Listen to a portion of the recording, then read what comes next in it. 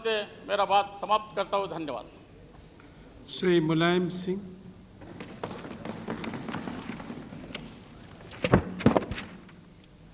माननीय उपाध्यक्ष महोदय, इस 13वीं लोकसभा में ये 5वीं बार आतंकवाद पर विभिन्न नियमों के अंतर्गत चर्चा हो रही, और यह हम दोहराना चाहते हैं कि विपक्ष की तरफ से पूरी तरह सरकार को समर्थन दिया गया कि आतंकवाद के खिलाफ जो भी कार्रवाई करे उसका सफाया करे। पूरा विपक्ष, पूरा देश साथ है, और बार बार आश्वासन दिया गया कि आतंकवाद के खिलाफ हम कार्रवाई करेंगे और सफलता प्राप्त करेंगे। लेकिन आज यह स्थिति ज्यों की त्यों गंभीर बनी हुई, और जो 13 जुलाई को सवेरे ही राजीव नगर में निर्दोष 27 से 28 लोगों की हत्या की गई, जो राजस्थान के मूल के थे और रोजी रोटी की तलाश में वो वहाँ पर गए हुए थे। इन निर्दोषों की हत्या करने का एक ही मकसद आतंकवादियों का है कि पूरे हिंदुस्तान के अंदर दहशत फैलाना, और दहशत उस वक्त फैलाई जा रही है जब संसद का सत्र शुरू होने वाला है, कश्मीर की विधानसभा भी चलने वाली है, और अमेरिका के विदेश मंत्री और उनके प्रतिनिधि हिंदुस्तान पाकिस्तान की बात कराने के लिए दौरे पर आ रहे हैं। तो एक तरफ आतंकवाद का इतना कहर, और दूसरी तरफ पे पूरी की पूरी निगाहें सरकार की अमेरिका की तरफ लगी है। अमेरिका आतंकवाद को रोकेगा। हमारी हमेशा राय रही कि आतंकवाद के खिलाफ हम अपने बलबूते पर ही लड़ेंगे, हम ही सफाया करेंगे, किसी दूसरे देश के भरोसे पर आतंकवाद को नहीं मुकाबला किया जा सकता, न उनका सफाया किया जा सकता। लेकिन सरकार की मानसिकता और कितने प्रकार के बयान, इन बयानों की वजह से जो ये कहते हैं कुछ अब है नहीं, त्रिपाठी जी रिएक्शन मत दीजिए। रिएक्शन कौन देता है? हम लोग तो रिएक्शन देते हैं सुधारने के लिए, देश हित में। ये रिएक्शन क्या देते हैं कि जब कालूचक में सवेरे सवेरे सेना के शिविरों पर हमला करके, और जिसमें सेना के जवानों की तादाद ज़्यादा, परिवार की ज़्यादा तादाद, और निर्दोषों की हत्या कर दी गई, वहाँ भी 30। और उसके बाद प्रधानमंत्री ने तत्काल कालूचक में कहा जाके कहा वह निर्णायक लड़ाई होने वाली है और हमारे देश के जवानों कुर्बानी देने के लिए तैयार हो जाओ। और दूसरे दिन दिल्ली के लिए जब चलने लगे तो क्या पता है, बताएं। रक्षा मंत्री जी बैठे, यही बताएं। क्या अमेरिका से टेलीफोन आ गया था कि क्या बोले, अपनी भाषा बदलो, बयान बदलो? और तुरंत कहा प्रधानमंत्री ने, अब तो बादल छट गए हैं, अब बिजली चमकने की कोई ज़रूरत रही नहीं, और आकर के अपने आराम करने के लिए चले गए। अब चले गए, आराम करने के लिए चले गए। अब जहाँ गए हैं वो स्थान सबको मालूम है। ये है बयानबाजी, और उसका नतीजा ये हुआ कि पूरी तैयारी की गई आतंकवाद के खिलाफ। सीमा पर अगर युद्ध होगा तो युद्ध के लिए भी तैयारी। 7 महीना होने जा रहे उपाध्यक्ष महोदय, जरा कम से कम सोचो। रक्षा मंत्री जी 7 महीना से लगातार जवान हैं, किस स्थिति में रह रहे हैं? मोटा मोटा अनुमान है लगभग 8,000 रुपया उनके आने जाने पर खर्च हो गया है। 8,000 करोड़, अब कितना है कितना नहीं वो हिसाब किताब आप जाने, लेकिन जो खबरें हैं कि 8,000 करोड़ रुपया। उसके बाद भी हमारी समझ में नहीं आता है कि पूरी फौजें लगी हैं, पूरा सुरक्षा बल लगे हैं, उसके बावजूद भी आतंकवादी अपने गतिविधियाँ जारी करके और जघन्य अपराध, निर्दोषों की हत्या करके और निकल जाते हैं। न आज तक पकड़ में आए, न उनकी किसी को मौत हुई है। आखिर क्या हो रहा है? और वो जवानों की हालत पैदा कर दी कि छुट्टियां पूरी रद्द कर दी गई। बहुत सारे जवान हैं जिनकी हमारी जानकारी है कि शादियां तय हो चुकी थी और फिर शादियां निरस्त करनी पड़ी और आज सीमा पर खड़े हुए हैं। अब उनके ठहरने का क्या इंतज़ाम है और किन परिस्थितियों में है, वहाँ के इलाके के लोग कहाँ हैं, इलाके के लोग भाग भाग करके इधर उधर अपने रोटी रोजी का इंतज़ाम कर रहे हैं और उसके बाद भी हम आतंकवाद का मुकाबला नहीं कर पा रहे हैं। तो आखिर क्या कारण है? पूरे जवान तैयार खड़े हैं, सीमा पर 8,000 करोड़ रुपया लगभग खर्च हो चुका है, छुट्टियां रद्द हैं, शादी कर नहीं पा रहे, पूरा सेना खड़ी है तैयार। और वो मनोबल तोड़ा है सेना का जो उनके अंदर एक जोश था, उत्साह था और कुर्बानी करने के लिए तैयार खड़े थे। आज उनकी हालत क्या है और उसके बाद आतंकवाद पर असर क्या पड़ा? क्या इससे ज़्यादा कमज़ोर और निकम्मी सरकार उपाध्यक्ष महोदय कोई हो नहीं सकती है। जहाँ हम निंदा करते हैं जघन्य अपराध की आतंकवादियों की, वहीं पर इस हम कमज़ोर और निकम्मी सरकार की भी निंदा करते हैं। ये पूरे की पूरी सरकार क्या है। अब अखबार का तो ज़्यादा नहीं हम पढ़ेंगे, ये अभी सोमनाथ चटर्जी महोदय ने ले लिया था कागज़, और अखबार में है 15 जुलाई का पूरी की पूरी सरकार की लापरवाही के कारण ये सब कुछ हो रहा है। हिंदुस्तान अखबार में 15 जुलाई की हेडलाइन है, ये मुख्य यही उसकी खबर है। तो इसके लिए जिम्मेदार सरकार है और सरकार को स्वीकार करना चाहिए कि आप बिल्कुल नाकाबिल साबित हो रहे हैं और 1.5 वर्ष से लगातार आतंकवादियों के निशाने पर है जम्मू, जिसमें 125 लोगों की हत्या अभी हो चुकी है अभी तक। और पहले निशाना कश्मीर रहा, कश्मीर के बाद कुछ वर्षों पहले हिमाचल, हिमाचल के बाद कारगिल की लड़ाई भी, और कारगिल की लड़ाई के बाद ये अब पूरा का पूरा जम्मू निशाना है। हम सहमत हैं माननीय शिवराज पाटिल जी से कि ये भारतीय लोग मारे गए हैं, वो न हिंदू हैं न मुसलमान हैं न सिख न ईसाई, हम सहमत हैं। लेकिन हम लोगों ने कभी हिंदुत्व की बात नहीं कही। इन्होंने तो हमेशा हिंदुत्व का नारा देकर के ही सत्ता में आ गए और फिर कश्मीर की घाटी से सारे के सारे हिंदू पलायन। कश्मीरी ब्राह्मण आज तक कैंपों में टेंटों में हैं, उनकी देख रेख क्या, उनको कैसे पहुंचाया जाए, कहाँ पहुंचाया जाए, उसकी कोई अभी तक इंतजाम नहीं। और हम इसलिए कह रहे हैं कि ऐसा लगता है कि ये सरकार की कमजोरी रही तो हो सकता है कि जिस तरह से श्रीनगर या कश्मीर हिंदू विहीन हो गया है, उसी तरह से जम्मू भी हिंदू विहीन हो जाएगा इस कमजोर सरकार के चलते। इसलिए हम इन बातों को कहना चाहते हैं, हिंदुत्व का नारा दे करके और हिंदूवाद की भावना फैला कर और आज भी अयोध्या से लेकर के पूरा का पूरा इनकी यही भावना फैला के सत्ता में बैठे हैं। इसे जहाँ तक आपकी बात में सहमत हूँ, लेकिन ये कहाँ गए अब हिंदू के रक्षक? अब कहाँ चले गए त्रिपाठी जी? प्रकाश मणि त्रिपाठी बड़े लेफ्टिनेंट जनरल थे, हम मानते हैं, बहुत बड़ी फौज में ट्रेनिंग थे, बड़े बड़े हमने फौज में देखे हैं, हमने भी देख लिए फौज में। इसका मतलब ये नहीं है कि सारी विद्वता सारा इन्हीं के जुम्मे है। हम लोग भी जानते हैं कि कैसे युद्ध होता, कैसे बचाया जा सकता, कैसे जीत होती, कैसे रिश्ते बनाए जा सकते हैं पड़ोसियों से, कैसे मनोबल बढ़ाया जा सकता है, क्या कैसे हथियार दिए जा सकते हैं।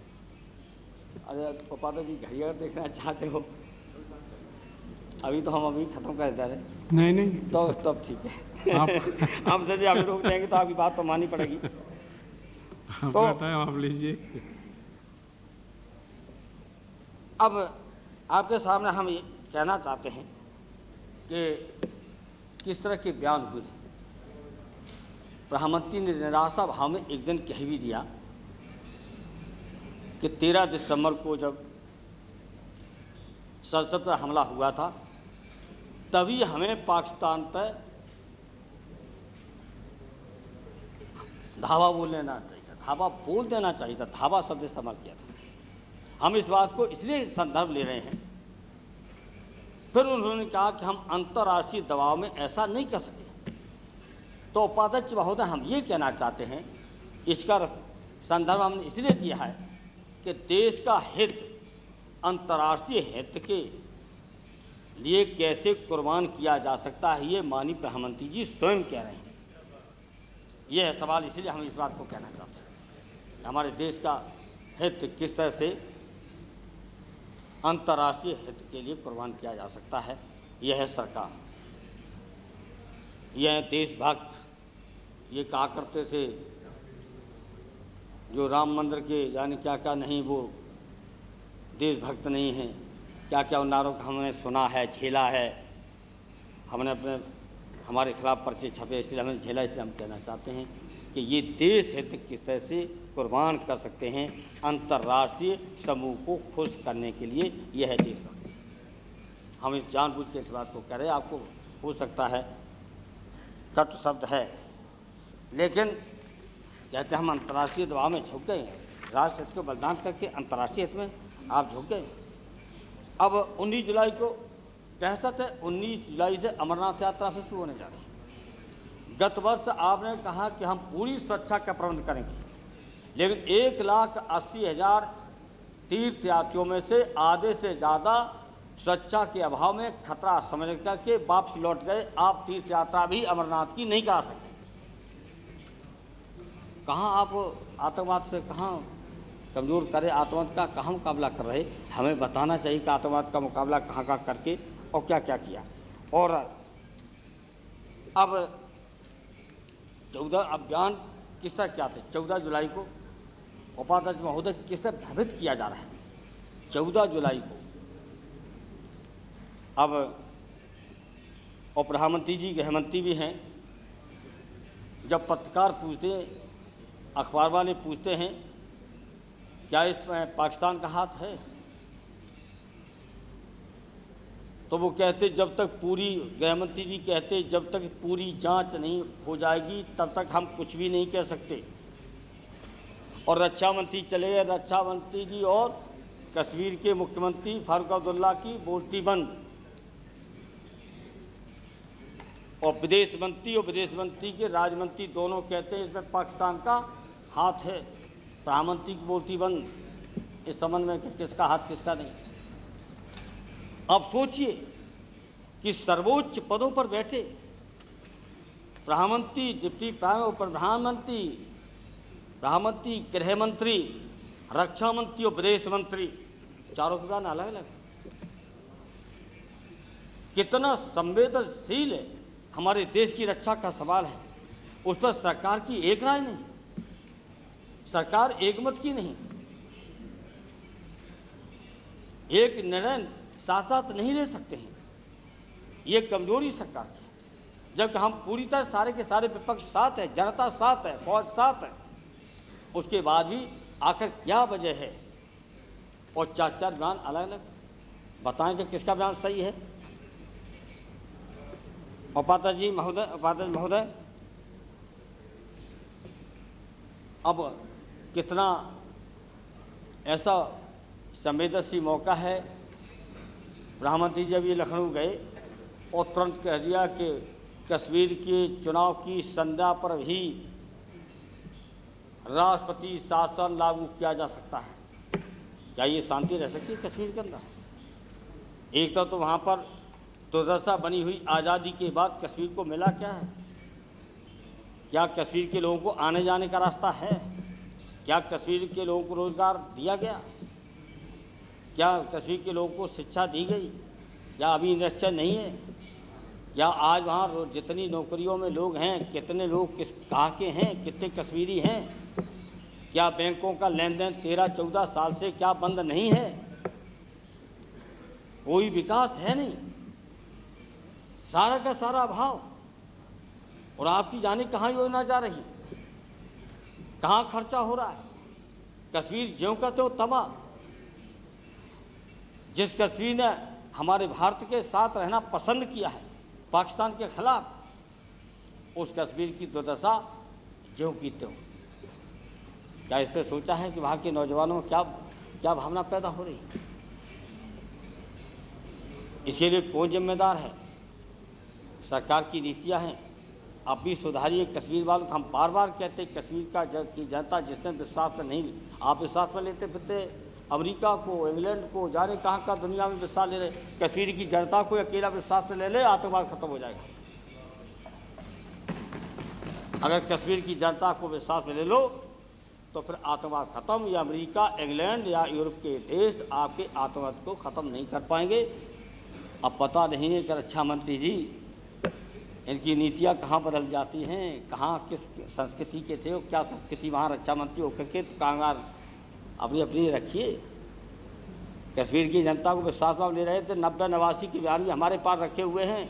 आपने क्या बयान दिया था, कौन जिम्मेदार है वहाँ पर इस तरह का, कौन जिम्मेदार है? आपने कितना विरोध किया था? हम लोग एक साथ थे, हम सब उत्तर प्रदेश के मुख्यमंत्री थे, आप रक्षा मंत्री थे। आपने किस तरह से रखा था मजबूती के साथ कि कौन बैठाल दिया है, क्यों बैठाल दिया? सारे कश्मीर को यही बर्बाद कर रहा है। नाम नहीं लेना चाहता हूँ, आप समझ गए होंगे। आपने कितना विरोध किया था, कहा था कि मैंने कारखानों में देखा है कि कैसे हिंदू मुसलमान प्यार से काम कर रहे हैं, वहाँ कोई हिंदू मुसलमान का सवाल ही नहीं। और फिर यह स्थिति क्यों है? आप तो अब रक्षा मंत्री हैं, आप सब जानते हैं। और प्रधानमंत्री जी की शायद आपकी राय समझ में आ जाए तो इनको ही समझाइए, थोड़े बदलेंगे। इसे कश्मीर की जनता को विश्वास में लेना पड़ेगा। और फिर कहना चाहते हो प्रधानमंत्री जी, अमेरिका, इंग्लैंड और यूरोप को विश्वास में लेकर के आतंकवाद का मुकाबला नहीं किया जा सकता है। कश्मीर की जनता को लेकर के विश्वास में आप आतंकवाद का सफाया कर सकते हैं, उसको लीजिए, उसके लिए कुछ कीजिए। आप यही करते रहेंगे, हम राष्ट्रपति शासन पर ही चर्चा करते रहेंगे। राष्ट्रपति शासन लगा दे, राष्ट्रपति शासन लगा के ही तो भोग रहे हैं आज तक हम लोग। बार बार राष्ट्रपति शासन, बार बार राष्ट्रपति शासन कश्मीर में लगता रहा। उसी का तो नतीजा आतंकवाद, उसी से पैदा, वो भी एक कारण है आतंकवाद का। किसी ने लगाया हो, कब लगाया, उसी रास्ते पर आप भी जाना चाहते हैं तो आतंकवाद का मुकाबला आप नहीं कर पाएंगे। और आज अब ये स्थिति है। माननीय उपाध्यक्ष महोदय, भारतीय जनता पार्टी के जब विधायकों ने, जम्मू के विधायकों ने सवाल उठाया विधानसभा के अंदर, तो मुख्यमंत्री फारूक अब्दुल्ला ने सीधा सीधा कहा कि जाओ अपने गृहमंत्री अरवानी से जाओ, पूछो जाकर के, वो जाने ये कहा है, जरा नहीं तो कार्रवाई मंगा लो विधानसभा की, कि जाओ उनसे पूछो जाकर अपने गृहमंत्री अरवानी जी से। सारी की सारी फौज उनके हाथ में है, सारा का सारा पुलिस उनके हाथ में है। हमारे पास है क्या? अब कश्मीर की सरकार कहती है दिल्ली की सरकार जिम्मेदार, दिल्ली की सरकार कहती है कश्मीर की सरकार जिम्मेदार। हम कहते हैं दोनों जिम्मेदार, दोनों जिम्मेदार हैं। कश्मीर की सरकार भी जिम्मेदार है और केंद्र सरकार भी जिम्मेदार है। इस आतंकवाद के चलते हमारे निर्दोष लोगों की हत्या हो रही, इनके दोनों के दोनों जिम्मेदार हैं।